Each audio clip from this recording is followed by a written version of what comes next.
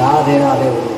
তো বন্ধু, আমরা চলে এসেছি বৃন্দাবনের অন্তর্গত বার্সানা ভিতরে চরণ পাহাড়ি।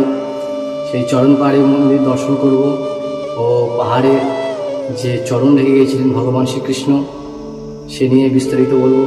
আপনারা যারা আসেননি তারা অবশ্যই এই চরণ পাহাড়ি দর্শন করবেন, আর যারা এসছেন তারাও দর্শন করুন ভিডিওটির মাধ্যমে। তার আগে ভিডিওটি শেষ পর্যন্ত দেখবেন, আর ভিডিওটি ভালো লাগলে অবশ্যই একটি লাইক শেয়ার অবশ্যই করবেন। আর যারা চ্যানেল নতুন প্লিজ চ্যানেলটি সাবস্ক্রাইব করে দেবেন, আর পাশে থাকা বেল আইকনটি ওপেন করবেন যাতে এইরকম নতুন ভিডিও আপলোড করার সাথে সাথেই আপনার কাছে প্রথম নোটিফিকেশান পৌঁছাতে পারে।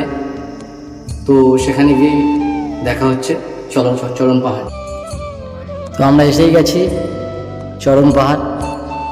দেখুন এটি গেট, আর এটি হচ্ছে রাস্তা, হেঁটে উঠতে হবে।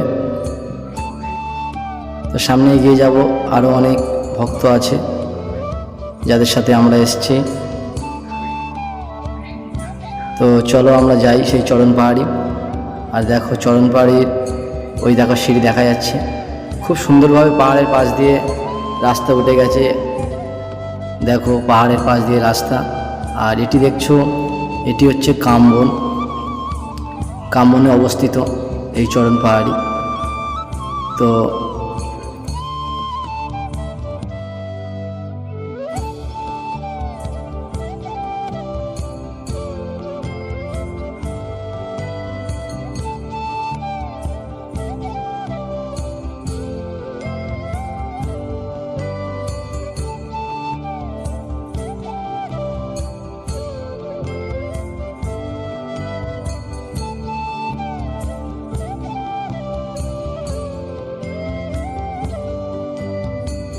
এটা অনেকটা থেমে গেছে, এখনও টিপটাপ করে পড়ছে।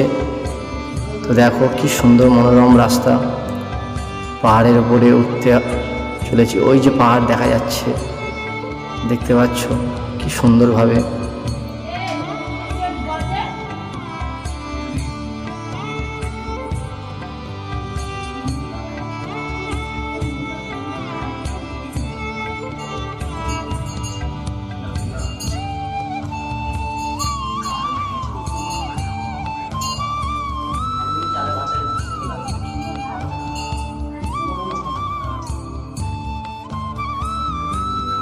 দেখো সুন্দর দেখতে দেখতে আমরা চলে এলাম চরণ পাহাড়ির উপর উঠে পড়েছি। আর এটি হচ্ছে সেই মন্দির।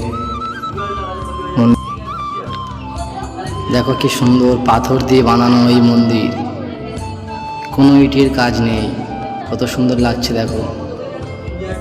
আর আমরা দেখতে দেখতে চলে এসেছি, এখানেই ভগবান শ্রীকৃষ্ণ এসেছিলেন।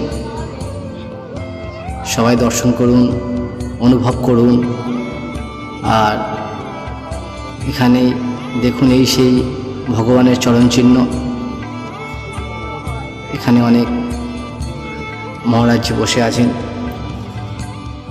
তো দেখুন কত সুন্দর লাগছে দেখতে। আর এই সেই চরণ চিহ্ন যেটা খুব সুন্দর দেখতে, ভগবান শ্রীকৃষ্ণের চরণ চিহ্ন রয়েছিল, পাথর বলে গেছিল। তো দেখুন এটি হচ্ছে ডান চরণ, এটি বাম চরণ, আর এটি লাঠির চিহ্ন। এখানে আছে গোমাতার চিহ্ন, যেভাবে কৃষ্ণ বসে বাঁশি বাজিয়েছিল সেই চিহ্ন আপনাদেরকে দর্শন করালাম। সবাই দেখুন যে যেখান থেকে দেখছেন।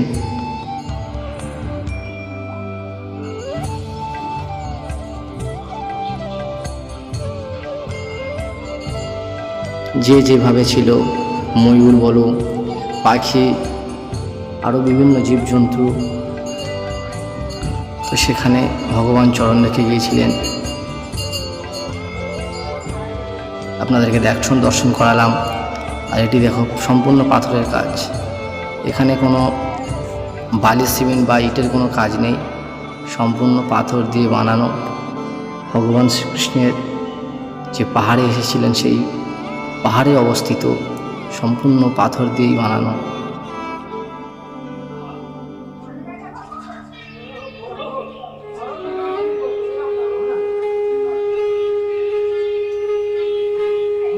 এই দেখুন, এই সেই ভগবানের স্বরূপ বিগ্রহ শ্রীকৃষ্ণ রাধা। আর এখানে দেখুন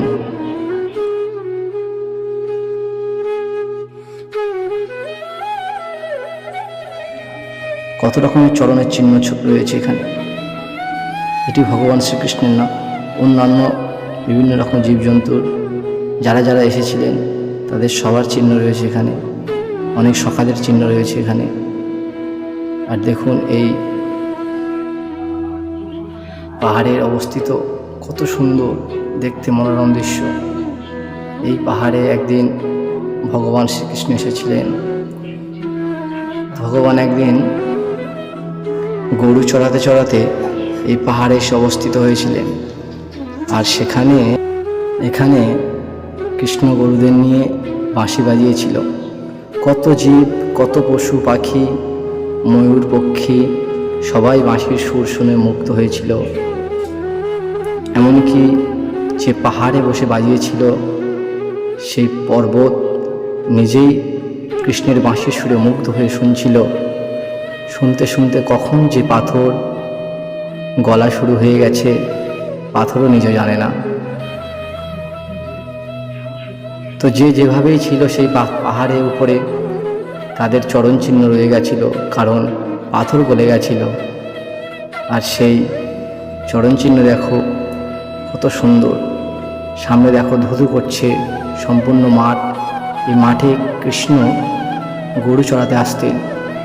কত গরু এখানে থাকতে পারে, 10 লক্ষ গরু থাকতে পারে। এত বড় মাঠ আছে এর নিচটায়।